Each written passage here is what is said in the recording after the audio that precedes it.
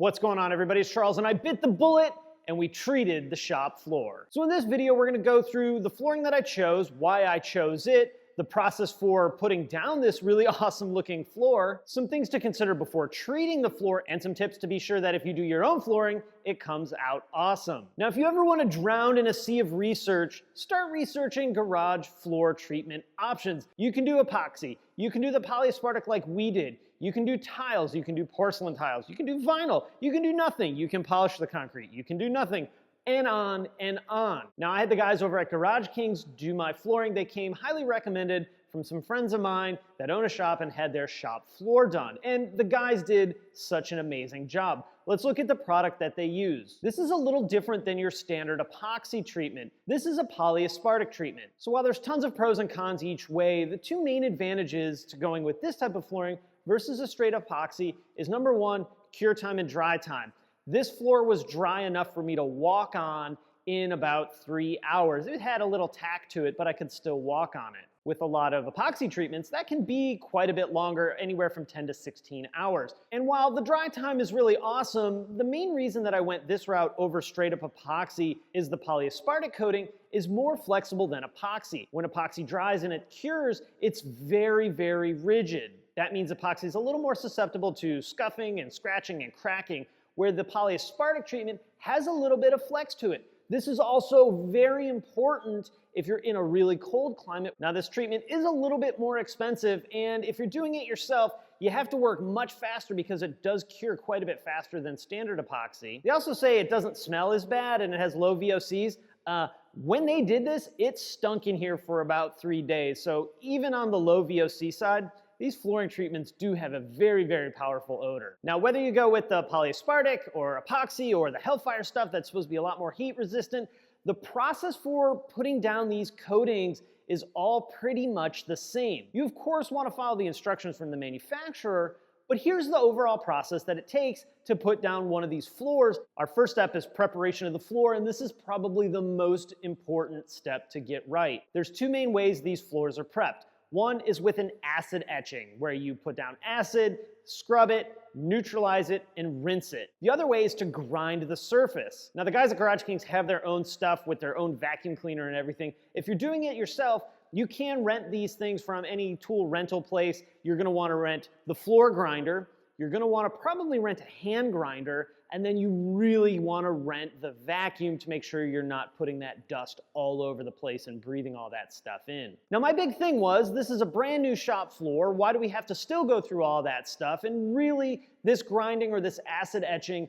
is to open up the pores of the concrete and allow this stuff to adhere. Otherwise, it's probably not gonna stick and it's gonna peel right off, especially when you drive in with hot vehicle tires. So even if you're gonna save some money and buy one of like the retailly available kits, you still really wanna do this grinding process on the floor. This is just like prepping anything. The paint preparation is almost more important than the actual laying down of the paint. And if you're gonna rent one of those grinders and do this yourself, you gotta keep that grinder moving. You don't wanna just dig it into the concrete floor or leave really weird, terrible marks in your floor. Now, if you're trying to decide, do I really need to rent the grinder, or can I just get away with acid etching because then I don't have to rent anything from the hardware store? To get the concrete as prepared as the grinding does, you would have to acid etch it roughly 5 times. So it's probably gonna be a lot more work to do it the right way, acid etching versus grinding. Just rent the grinder and do it with the grinder. Oh, and depending on the condition of the floor, you may need to repair any cracks before your coatings go down. Once the grinding's done, the floor is completely cleaned so that it's dust-free. Next, it's time to put down our first coating. Now, the guys used about 8 kits on my floor, 950 or so square feet.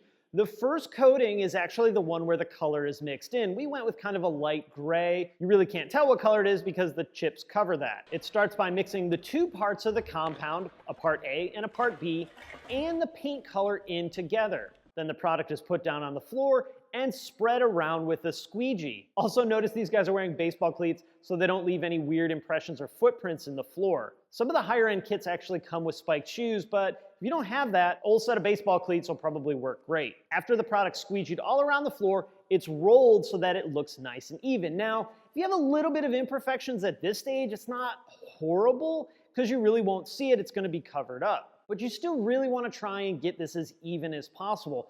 Also, this product, which is PPS85, has a very short work time. So once it's mixed, you gotta get to hustling to get this down on the floor. It's probably not a bad idea to have 1 or 2 people giving you a hand. Next, it's time to broadcast the flakes on the floor. Now, I went with a white, light gray, and dark gray fleck on the floor because I felt like that kind of matched the theme in here. And of course, I think I've picked the worst color possible and I'll never find another bolt again on this floor, but whatever. Now, it's important when you're broadcasting these flakes to throw it up and away from you. That way you get a nice even coat. If you whip it down on the ground, it's just gonna chunk and pile up and not gonna coat very evenly. I was blown away by how much flake they actually put down on this floor. He said they used about 150 pounds of this flake to do the initial covering on the floor. The flake is put down while the floor is still a little bit tacky so that it does stick to the flooring. That first coat and then the flakes on top of it cured for about an hour. The next step was running a scraper over the flake to remove any loose flake or get any high spots leveled out. After the scraping's done, all that loose flake gets vacuumed up and cleaned up, and then it's time for the top coat. The top coat is applied very similar to how the base coat was. Part A and Part B are mixed together, poured onto the floor. A squeegee is used to spread it around on the floor, but on the top coating section, the back rolling part becomes vital. This is probably the second most important step of the entire flooring after the preparation. The key to getting this top coating looking nice and even is with that back roller going from one wall all the way across to the other wall without stopping. If you stop, you're gonna leave an uneven mark with the roller, and you'll see that even after it's dried and cured. So start at one wall, get that roller and go all the way across to the other wall, slow, steady, most importantly, don't stop. Just like with the base layer, you gotta work pretty quick because the work life on this stuff is rather short. Now, what happens if you have a bigger shop like this and you need to kind of work in sections because you can't cover the whole floor all at once and come back? The best thing to do is use the expansion joints as your stopping point. So the guys did the back half of the shop first, stopped at this expansion joint, and then did the front half. And of course, make sure you're working from the furthest point inside to the outside so you don't paint yourself back into a corner. Now, after everything was all said and done, I waited about 3 days before moving everything back here into the shop, which I must say was super, super challenging on my patience because I really wanted to get everything in here. Now, when initially researching floors, and I talked to you guys a bit about pricing before, nothing you can do and do it well in this space is actually cheap. This ran me a little bit over $4 a square foot, so it's not cheap. But as of right now, I absolutely love it, and it was worth every penny. How well is it gonna hold up in a year, 2 years, 3 years, 5 years? Well, the only way we're gonna know is to wait 2, 3, 4, 5 years. Awesome thing is, this stuff has a lifetime warranty, so if something weird does happen, the guys will come out and take care of it. It is pretty resistant to all the chemicals, of course. If we left gasoline or battery acid just sitting on the floor, that's probably gonna eat through just about any coating that you would put on a floor. So we'll probably still have to do a tiny bit of babysitting with it, and I may actually get one of those like parking mats for underneath where the lift is and maybe over there where the flat stall is. But so far, I've brought the toolbox in, drug floor jacks all around, and a whole bunch of other stuff in here, and the floor still looks absolutely perfect. So it really all boils down to this. Do you need to coat the floor of your garage? Absolutely not. Really, the main thing this does is make your floor look nicer longer. There is still probably gonna be some maintenance that you have to do to this stuff, and it's not impervious to everything. Sparks, welding, high heat, that kind of stuff, certain chemicals, will still damage this floor. So as of right now, I love how the floor looks. It really completes the shop and makes it look quite a bit more finished than just with the bare concrete. There are, however, probably 2 things that I don't love about the floor. One, this really awesome looking floor now makes my floor drains look all dingy and sad, so we may have to do something about that. Minor and nitpicky, I know. And the other thing is, I really do think it's gonna be super challenging to find parts, nuts and bolts when they fall on the floor.